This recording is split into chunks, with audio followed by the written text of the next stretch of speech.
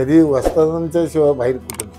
मला एक थोडस ही माहिती सांगा, गणपत आंधळकरांचा अंतिम दिवस जे होतं त्यांना तालमीत तुम्ही आणलं बरोबर, ते कसं काय काय केलं तुम्ही, काय कसं वाटलं? नाही ते वाटलं म्हणजे काय माहितीये का, जरा हाल झालं. कसं त्यांना काही समजत नव्हतं. बर. जे रक्तपुरवठा जो मेंदवाला होत होता तो काही क्षणिक बंद व्हायचा. बर. आणि त्या मुत्तीत ते कुणाला मुलांना शिव्या द्यायचे किंवा काहीतरी बडबडायचे, वेगळं पूर्वीचं आठवायचं. अशा पद्धतीनं ते वागत होते. त्यावेळेला भयंकर आम्हाला वाईट वाटलं. म्हणजे अशा पैलवानांची एवढी अवस्था घ्यायला नको.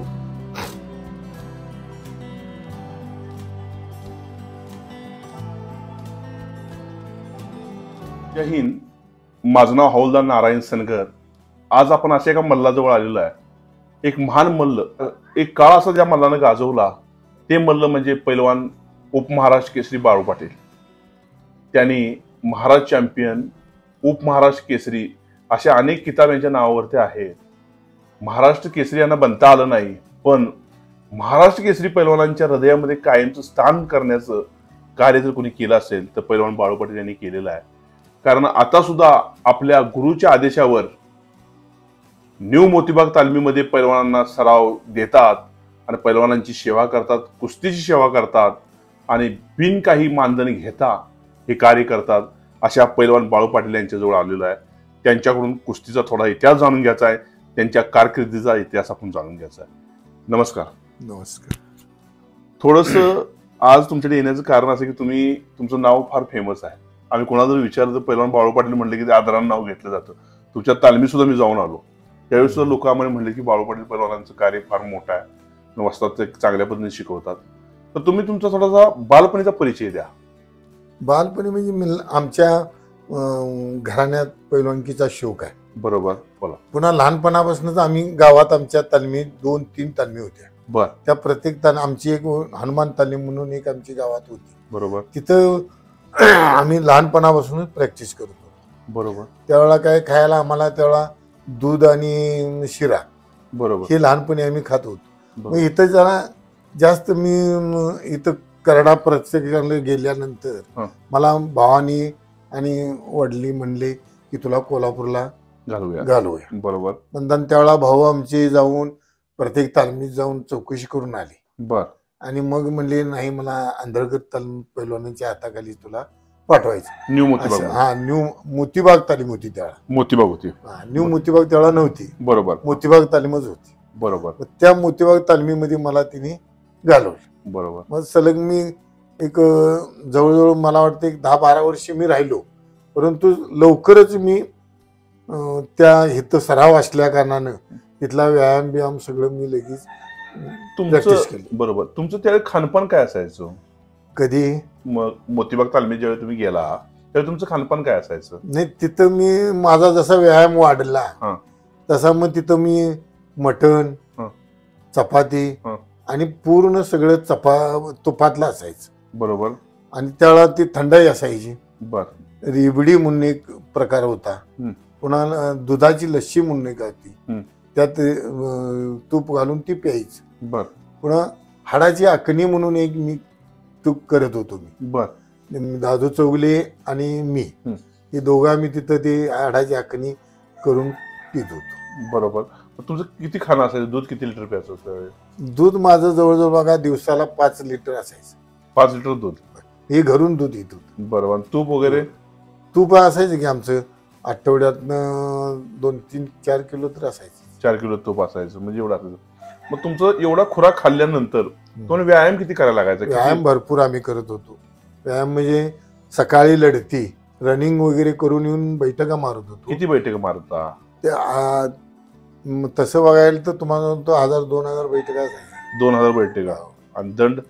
दंड तेवढीच 1000 भरून दंड असायची. एवढं रोजच्या रोज? रोज लढत पोट भरून असायची. आंधळकर पैलवानची लढत म्हटलं का नाही, पोट भरून लढत घ्यायची. म्हणजे त्याला दमछाक घेऊ तोपर्यंत लढत असायची. बर. ते कधी आणि पैलवाननी वस्तादांनी आमच्या कुस्ती सोडा म्हणून सांगितल्याच्यावर कधी आम्ही बाजूला जात नव्हतो. तोपर्यंत आमचं जीवाचं रान आम्ही करतो, पण कधी बाजूला जात नव्हतो. वस्ताद सांगाल ते ऐकायचं ते वेळाच. बरोबर. मला एक सांगा, ज्यावेळी आंधळकर तालमीमध्ये तुम्ही पहिल्यांदा गेला त्यावेळी तुम्हाला असं वाटलं का नाही की बाबा हे तालमीत आलोय आता मला चांगलं एक मोठा पैलवान होता येईल असं तुम्हाला ऊर्जा मिळाली का? अपेक्षा होतीच. ऊर्जा ते तिथले माझ्यापेक्षा मोठे पैलवान दादू चौले, चंबा मुतनाळ, अग्निल निगरू, हिरामण बनकर, पुन्हा नंतर युवराज पाटील, ही मोठे मोठे पैलवान तिथं बघितल्यानंतर की आपण पण ह्यासारखंच झालं पाहिजे असं एक हे असायचं त्यावेळा. बरोबर. जिजू निगरू, अग्निल निगरू असायची त्यावेळा. बरं, म्हणजे यांच्याबरोबर तुम्हाला लढती खेळण्याचा योग आला? हो, प्रत्येकाबरोबर मी लढती केलेली. प्रत्येकावर केलं? प्रत्येकाबरोबर. तुम्हाला अशी काय आठवण आहे का बाबा ह्यांच्यावर लढती करताना, दादू चौगले म्हणा, युवराज पाटील म्हणा, यांच्यावर लढती करताना तुम्हाला असा काय अनुभव आहे का? खेळताना कसं वाटायचं तुम्हाला? काय असं? नाही, खेळताना म्हणजे तुम्हाला म्हणतो तशी ती माझ्यापेक्षा ताकदीनं फार मोठी, परंतु सराव करताना एक ही जिद्द निर्माण व्हायची. बर. आणि ही माझ्या जोडीतच आहेत अशा पद्धतीने मी लढत होतो. बर. म्हणजे ईर्ष्या उत्पन्न होऊन त्यामुळं इतर मैदानला जर मी कुस्ती करायला लागलो तर त्या ह्या मोठ्या पैलवानांच्यावर कुस्ती केल्यामुळं त्यांच्या मला भीती वाटत नव्हती. पैलवानांची भीती वाटत नाही. आणि बिरे वस्ताद एक होते आमचे आंधळकर पैलवानांचे वस्ताद बिरे. मी ज्यावेळा गेलो तालमी त्यावेळा तिथं ते यायचे दररोज. आणि ते असले म्हणले की पैलवान आमचे आंधळकर पैलवान एक शब्द बोलत नव्हते. गुरूंचा आदर. मग तोच आदर आम्ही पण गुरूंच्या बाबतीत ठेवतो. बरोबर. आणि ते बिरे वस्ताद आपल्या मुलाबरोबर मला कवा तरी खेळवायचे. आणि त्या मुलाला आपल्याला सांगायचे की हे गोरपोरगाय ब माझं नाव घेत नव्हते. म्हणजे थोडं नवीन मी होतो की गोरपोरगाय शाना आहे त्याच्याबरोबर कुस्ती करत जा असं मला ते काय. आणि मला गावात सुद्धा असताना का नाही माझे वडील मला डाव शिकवत होते पैलवानकीचा. हो, त्यामुळे मी तिथंच गेल्यानंतर डाव शिकलो असं काही नाही. मला पूर्वीपासूनच वडिलांचं मार्गदर्शन लाभलं. भाऊ पैलवान होती. बरोबर. हे खेळत असताना कधी गणपती आंधळकर तुमच्या चिडत होती का, रागवत होती कधी असं खेळताना कधी? म्हणजे तसे रागाला यायचीच की कुस्ती मंद गतीनं चालली म्हटलं तरी हे झालं तर की रागाला यायची. आणि तुमचा सत्कार पण करत होते का? तुम्हाला शाबाशी पण कधी दिली का त्यांनी खेळताना? दिली. माझं एकदा काय झालं माझ्या हाताला लागलं तर. आणि त्यावेळेला आंधळकर पैलवाननी बेळगावचे ठेकेदार मला कुस्ती माझी घेण्यासाठी आले. बेळगावचं नाव असल्या कारणानं माझं. मग त्यावेळेला ते बेळगावच्या त्या कंत्राटदारांना तिने बोलिवलं आणि म्हणले ह्याची कुस्ती घेऊ नका कारण हे 2 वर्षाला आता कुस्ती मेहनती कमी आहे त्यामुळे तुम्ही काय ह्याची कुस्ती घेऊ नका असं म्हणल्याने त्याला सांगून लावून दिला. पण ती परत आणि आली म्हणले बाळू तुझी कुस्ती मला पाहिजेच. मग त्यांना बिन सांगता मी परस्पर कुस्ती ती ठरवली ही जी. आणि ठरविल्यानंतर मी 15 ते 16 दिवस कंटिन्यू पाळलं नाही काही नाही. आणि सकाळी लढत करत नव्हतो. पैलवानच्या लढती सकाळी असायच्या आंधळकर. मग मी दुपारी लढती करायचा. मग दुपारी मी थोड्या लहान मुलांच्या बरोबर प्रॅक्टिस करायचा. आणि त्यानंतर एक 8-10 दिवस गेल्यानंतर पैलवानांना समजले की याने कुस्ती घेतली. मग त्यावेळा ते माझ्या जवळच्या मित्रांना म्हणले याला कशाला कुस्ती घेतली असेल, ह्यो 5 मिनिटं टिकणार नाही, हिचं कुस्ती मिळत नाही का माझं नाव घालवायला कुस्ती घेतली अशी म्हणजे चिडायची. मी काही गाठ घेतली नव्हती 15 दिवस. की काय तो म्हणते मला होय रागायला येणार किंवा काय. पण 15 दिवसानं ज्यावेळेला बेळगावला जायचं होतो त्यावेळेला मी गेलो, पाया पडलो आणि मी कुस्त्याला निघालोय आणि तुम्ही उद्या या असं मी म्हणलो. म्हणले मी कशाला येऊ बाळा, आता तुझी काही कुस्ती मेहनत आहे का, घेऊ नको म्हणताना घेतली असं. तरी पण म्हणलो मी निघालोय तुम्ही यावं असं मला वाटते म्हणताना मी आदली दिवशी गेलतो. आणि दुसरी दिवशी मी आखाड्यात गेलो 4-5 वाजता. त्यावेळेला आंधळकर पैलवान आमचे वस्ताद माझे तिथं आलते. तिथं मग आल्यानंतर मला ते फार आनंद मोठा झाला. एक पाठिंबा मागं किंवा बॅकग्राऊंड म्हणतात तसं ताकद उलट मला जास्त आली. मग त्यावेळेला ते मी कपडे बिडे काढून गेलो, कुस्ती चालू झाली. पण दर्शन वस्तादांचं घेतलं मी आत गेलो. ते म्हणले व्यवस्थित कर कुस्ती मला त्यावेळेला. तर जवळजवळ बघा 1-1.25 तास कुस्ती झाली. माझ्या हाताला लागलं. 2 वेळा कुस्ती बाहेर गेली तरी पण हात आणून लावली. त्यावेळेला म्हणजे हात हलविल्यावर मी बघायचा, पहिलवान बघत होती. तर 1.25 तास झाल्यानंतर कुस्ती बाहेर आखाड्याच्या गेल्या. पहिलवानांना कुठला राग आला कुणाला आणि पटका बाजूला टाकला आणि उठून हात आले म्हणले ही जनावर आहेत काय, पहिलवान आहेत त्यांची कुस्ती सोडवा. आणि मग ती त्यावेळेला माझी कुस्ती सोडवली. आणि मग मला घेऊन लॉजवर आले म्हणले काय माणूस आहेस काय काय आहेस म्हणले, एवढा लढचील असं माझ्या ध्यानीमनी नव्हते म्हणले. तर म्हणले कष्ट पाहिजे, तू बेस्ट चांगली कुस्ती केलीस. अजून त्यावेळेला मला फुटबॉल आनंद झाला. की आंधळकर वस्ताद म्हणून कसे होते तो? एक नंबर. त्यांचे काही गुण काय होते? वस्ताद म्हणजे तुम्हाला सांगतो, ते कधीही आपल्या विरोधातलं पोरगा आहे आणि आखाड्यात उतारले त्याच्याबद्दल कुदराणपणा करावा किंवा त्याला काही शिकवू नये अशी प्रवृत्ती नव्हती कधीच नाही. आखाड्यात उतारलं म्हणले की ते पोरग माझ्या विरुद्ध आहे ही भाषाच नसायची, त्यांच्या ध्यानात बी नसायचं की सगळ्यांना समान शिक्षण द्यायचे. पुरेपूर कुस्ती मेहनत त्यांची घ्यायची. युवराज सुद्धा आमचा काही थोडे दिवस बोलत नव्हते पैलवानांच्या बरोबर, पण युवराजची कुस्ती मेहनत घ्यायला पैलवान पुढल्या कडला असायची. भरपूर कुस्ती मेहनत. कधी त्यांना मला माना नाही तर नाही माना, पण इथं आखाड्यात आलं म्हणलं की कुस्ती मेहनत ते करून घेतच होती. असं होतं. हो. पण त्यात तुम्ही एवढ्या चांगल्या चांगल्या पैलवानांवर खेळला, दादू चौगले, हिरामन बनकर म्हणा, चंबा मुतनाळ, युवराज लढती पाटील, असायची. म्हणजे तुमच्या आखाड्यात किती वेळ लढती व्हायच्या हौद्यात तुमच्या? तुम्हाला सांगतो सकाळी 7ला लढती चालू व्हायची. ते 2-2.5 तास कुस्त्या चालू व्हायच्या. बर. आम्हाला जवळजवळ तासाभरान नंबर यायचा. त्यावेळेला 400 मुलं होती आमच्या तालमीत. 400 मुलं मोती भागात. काय आणि पूर्ण एका जोडीत नाही म्हटलं तर 7 ते 8 मुलं असायची एका जोडीत. बर. एवढी प्रत्येक जोडीत मुलं होती. बर बर. आणि तेवढी सगळी त्या लढवून काढायची. महाराष्ट्र केसरीला तुमचा जाण्याचा कधी योग आला? पहिला योग कधी आला? पहिला योग माझा खोपोलीला मी 68ला लढलो. 68ला महाराष्ट्र चॅम्पियनसाठी. त्यानंतर 40गावला महाराष्ट्र केसरीसाठीच वरिष्ठ गटात. महाराष्ट्र केसरी. मग त्यावेळी तुमच्या कशा लढती झाल्या? तिथं लढती चांगल्या झाल्या. दामोदर मंडले किंवा यांच्यावरून माझ्या कुस्त्या आल्या. टोपांनाची माझी आली, पण टोपांना म्हणला मी काही तुझ्यावर लढणार नाही, काही नाही, तुला फुलट चाल. टोपांना ती तक्रार झाली त्या वर्षी.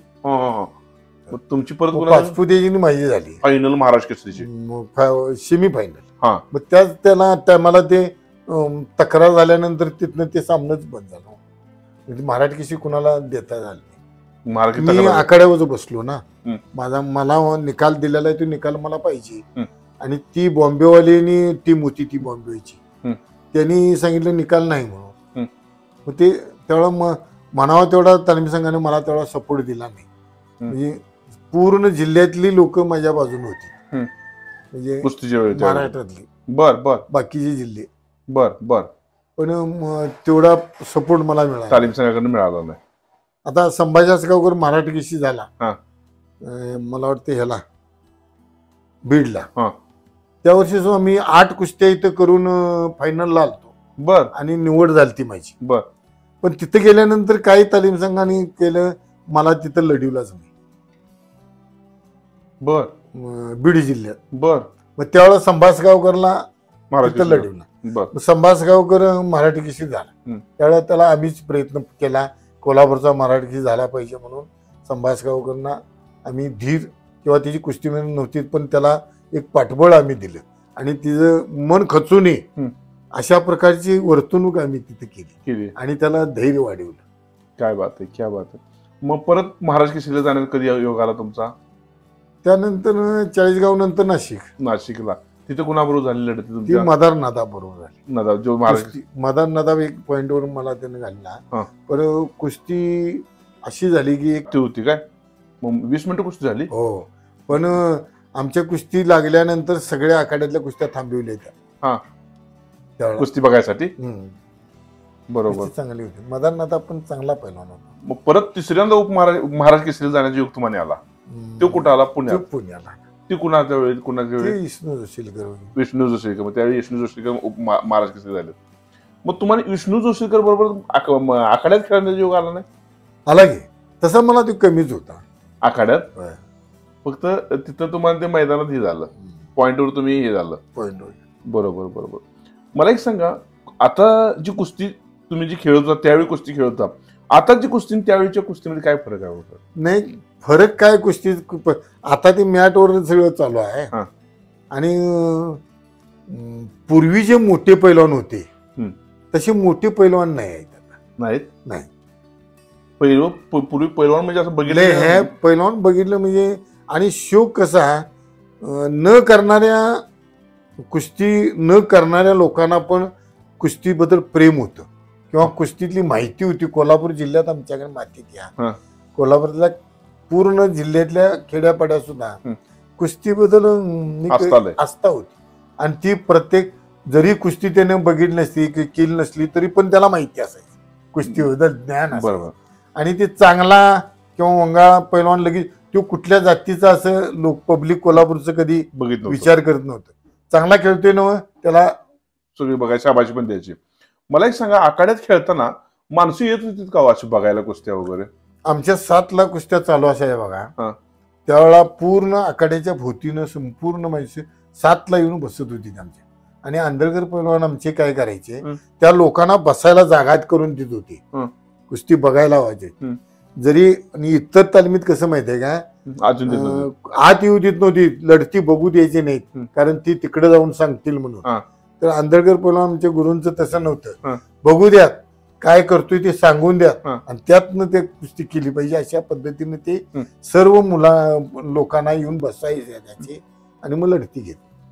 सांगण्यात येते आंधळकर पैलवान 10 ते 15 पैलवान लोकांना लढवत होते. तोपर्यंत त्यांचा दम होता आंधळकरांचा. दमाच्या बाबतीत 1 नंबर आंधळकर पैलवान. मला एक सांगा, वस्ताद आता त्यांचं वय जास्त होतं बरोबर, तरी पण ते कधी तुमच्या पकड खेळायची का माहिती आखाड्यात? कधी आखाड्यात नाही, आपल्याबरोबर कधी नाही, लहान मुलांच्या बरोबर कधी खेळते. म्हणजे आपलं असं साधं खेळून दाखवा, हे डाव मार बाळा, हे डाव मार, असं. बरोबर. मला एक सांगा, त्यांच्याकडून घेण्यासारखा गुण काय होता आंधळकर वस्तादांच्याकडनं? त्यांच्याकडनं घेण्यासारखा गुण म्हणजे एक कुणाबद्दल द्वेष करायचा नाही, कधीच नाही. पुन्हा नम्रता, आदर, येणाऱ्या प्रत्येक व्यक्तीचा आदर ठेवायचा, नम्रता असायची. असं काय उदाहरण त्यांचं काय एखादं तुमच्या नजरेत असलेलं, एखादा पाहुणा एखादा आला घरी त्याला काय पाहुणचार वगैरे केला असं काय त्यांनी? ते काय एखादं असं नाही, कुणी जरी ओळखीचं न ओळखीचं जरी आला असलं तर त्याला त्याच पद्धतीनं आदर करायची. हे आमच्या पाहण्यातच आहे. त्यामुळे ते तुमचं रोल मॉडेलच बनले. हो, कायम तुमच्या लक्षात राहणारी. नाही, ते त्यांचे संस्कार किंवा त्यांचे गुण घेतलेले पैलवान कधीही या मोतीबाग तालमीतनं संपूर्ण हिंदुस्थानात, महाराष्ट्रात पैलवान गेले तिथनं शिकून, ती त्यांच्या गुणाचेच हे करणार, तसेच वागणार, फेल जाणार नाही. बर. मला एक सांगा, तुमच्या आवडीतली एखादी चांगली कुस्ती कुठली हो तुमची, तुम्ही खेळलेली, तुमच्या आठवणीत असणारी कुस्ती एखादी तुम्ही मारल्या, तुम्हाला स्वतःला अजून सुद्धा आठवते अशी कुस्ती कुठली एखादी? मला चंद्रू करवीन कोप म्हणून बेळगावचा होता, चंद्रू, कर्नाटक केसरी. बर. त्याच्यावर कुस्ती माझी पूर्वी आखाड्यात लावली ती, म्हणजे मी नवटा म्हणून गेलेलो, पण त्यावेळेला कुस्ती त्या भागात 1 नंबरला होता नावायला. पण त्याला गाववाल्यांनी, अग्निल निगुरूंनी मला घेऊन गेलेली, ती म्हणली लावा याच्याबरोबर कुस्ती. त्या अग्निल निगुरूंना यांना माहिती आहे की बाळू म्हणजे काय चीज आहे, पण ती त्यांना माहित नव्हतं. आणि त्याने आपला एक ह्याला लावून, ह्याला पाडून, ह्याला विजय करूया आपल्या भागातल्या पोऱ्याला, अशा ह्याने तिने मला लावला. पण मी अवघ्या 5 मिनिटात त्याला मारलं. मग ती कुस्ती तुमच्या आठवणीतली? प्रेक्षक आखाड्यावर कुस्त्या तशा माझ्या बऱ्याच झाल्या, पुण्याला वगैरे किंवा ह्याला झाल्या आखाड्यात. बरोबर. म्हणजे माझी ओळख नसताना कुस्त्या बऱ्याच मी चांगल्या पैलवानांना मारल्या. आणि माझी सहसा कुस्ती जोडीत लागत नव्हती, वरच्या पैलवानाबरोबर लागायची. तुम्ही कोणकोणत्या नामांकित मल्लाबरोबर कुस्त्या खेळला आखाड्यामध्ये? हे आता तुमचे पाकिस्तानचे मल्ल तारिक भुषण झाली आणि सरदार बरोबर झाली, कुशाल झाली. बर. ते पुन्हा ही जी शिवाजी चिंगळे, बर, बॉम्बेची वगैरे, लक्ष्मी वडार लक्ष्मणराव झाली, बरोबर. आणि कुणाबरोबर झाल्या? रामामाने रामामाने झाली. झाले बऱ्याच तुमचा विजयकुमारच्या वेळा तो दिल्लीवाला होता त्याच्यावर झाली, बुधसिंग वगैरे बरीच झाली. म्हणजे तुमच्या कुस्त्या अशा मोठमोठ्या पैलवानांच्या बरोबर झाल्या. आणि मी संजय गांधी निराधार म्हणून हे काढलं तर दिल्लीला सामने भरले होते. बर. त्यात मी 2 नंबर काढलेला होता. मला हे पदक मिळालेलं दिल्लीत. अरे वा वा वा. गणपती आंधळेकरांना तुमचा त्याच्याबद्दल एक आदर होता त्यांनी पहिल्यापासून ओळखलेलं की बाबा बाळूपाटी चांगला पैलवान आहे. आणि तुम्ही पण त्या वस्तादांना कधी सोडलं नाही काय? कधीच नाही, कधी वस्तादांच्या शिवाय बाहेर कुठं नाही. मला एक थोडस ही माहिती सांगा, गणपती आंधळेकरांचा अंतिम दिवस जे होतं त्यांना तालमीत तुम्ही आणलं, बरोबर? ते कसं काय केलं तुम्ही? काय कसं वाटलं? नाही ते वाटलं म्हणजे काय माहितीये का, जरा हाल झालं. कसं त्यांना काही समजत नव्हतं. बर. जे रक्तपुरवठा जो मेंदवाला होत होता तो काही क्षणिक बंद व्हायचा. बर. आणि त्या मुत्तीत ते कुणाला मुलांना शिव्या द्यायचे किंवा काहीतरी बडबडायचे, वेगळं पूर्वीचं आठवायचं. अशा पद्धतीने ते वागत होते. त्यावेळेला भयंकर आम्हाला वाईट वाटत होतं. म्हणजे अशा पैलवानांची एवढी अवस्था घ्यायला नको. बरोबर की आठवण होती. मग त्यावेळी तालमीत घेऊन आला आणि त्याची सेवा किती दिवस केली तुम्ही? 1 महिना होतो बघा मी. 1 महिन्यानंतर मग पुन्हा काय ते आपल्या मुलाला सारखं बोलवायला लागले, अभि म्हणून. मग त्या अभिला म्हणलो मी येऊन यांना घेऊन जा कुठेतरी, औषध घेऊन करता येते का बघ, आता व्यवस्थित चालत्या बिलत्यात व्यवस्थित होते. मग तसे म्हणल्यानंतर मग ते अभि आल्यानंतर अभिला शिव्या द्यायला लागले. म्हणजे थोडं हे, आणि म्हणजे मला इथनं आता घेऊन चल म्हणताना मग ते इथून पुण्याला गेले.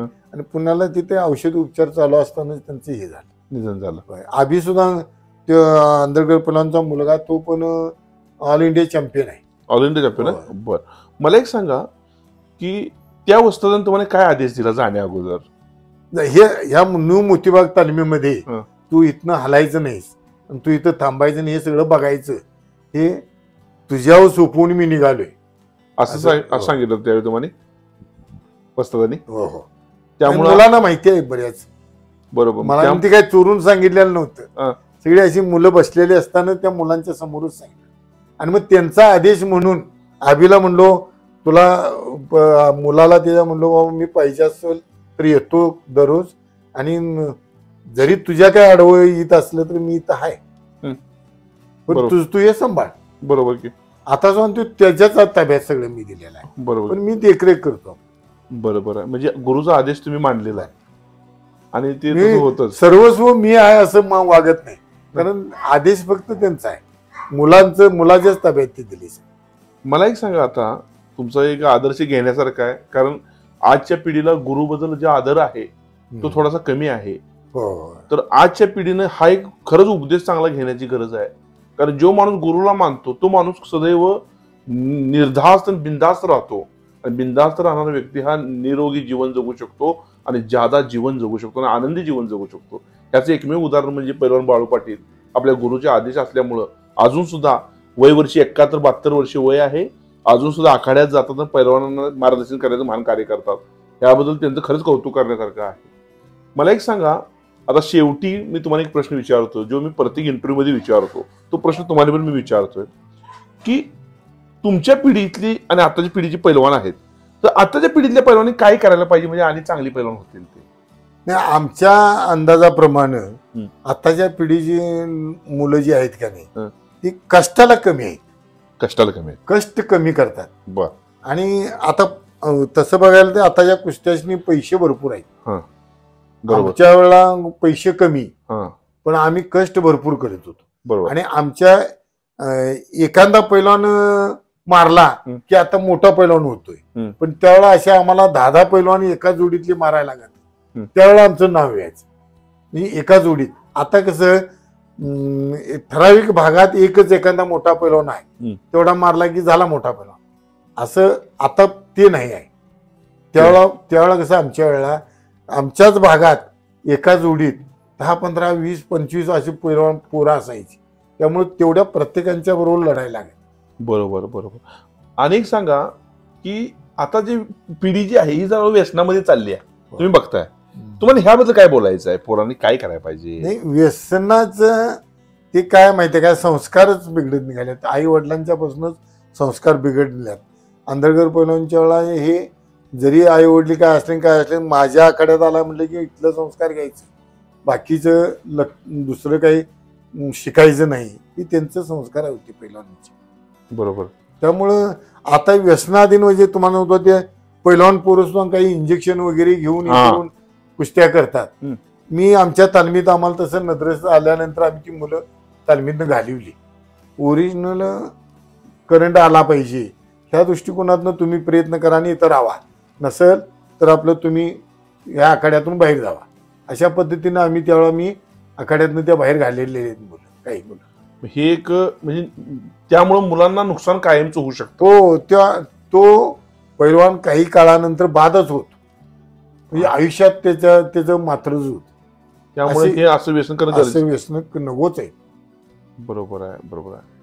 आज आपण उपमहाराष्ट्र केसरी 3 वेळा झालेले बाळू पाटील पैलवान, जे हिंद केसरी गणपतराव आंधळकर यांच्या मार्गदर्शनाखाली मार्गदर्शन घ्यायचे आणि चांगले पैलवान झालेत आणि मोठमोठ्या पैलवानांच्या बरोबर लढती करायचे, म्हणजे महाराष्ट्र केसरी मल्ल सम्राट युवराज पाटील, तसेच रुस्तुम हिंद दादू चोगले यांच्याबरोबर सुद्धा लढती खेळलेले, उपमहाराष्ट्र केसरी रामा माने असू देत, महाराष्ट्र केसरी विष्णू जोशीलकर, असे अनेक नामवंत मल्ल, अग्निल निग्रो वगैरे यांच्याबरोबर कुस्ती खेळलेले एक नामांकित असे पैलवान, जे बिन काही 1 रुपया न घेता आता मल्लांची सेवा करतात. न्यू मोतीबाग तालमीमध्ये वर्षाला यांची फी फक्त 2,000 रुपये आहे आणि 2,000 रुपये फी मध्ये पैलवान घडवतात आणि एक चांगले पैलवान तयार करण्याचं महान कार्य करतात. कारण जाताना त्यांच्या वस्तादांनी त्यांना आदेश दिला की तूच न्यू मोतीबाग तालीम बघायची म्हणून आदेश दिला आणि त्या आदेशाचं पालन अजून प्रामाणिकपणे करतात. असा नामवंत मल्ल म्हणजे पैलवान बाळू पाटील, उपमहाराष्ट्र केसरी, त्यांच्याजवळ आलो आणि कुस्तीचा इतिहास त्यांच्याकडून जाणून घेतला, नवीन विचार जाणून घेतले. त्याबद्दल मी त्यांचा आभारी आहे. नमस्कार साहेब. नमस्कार.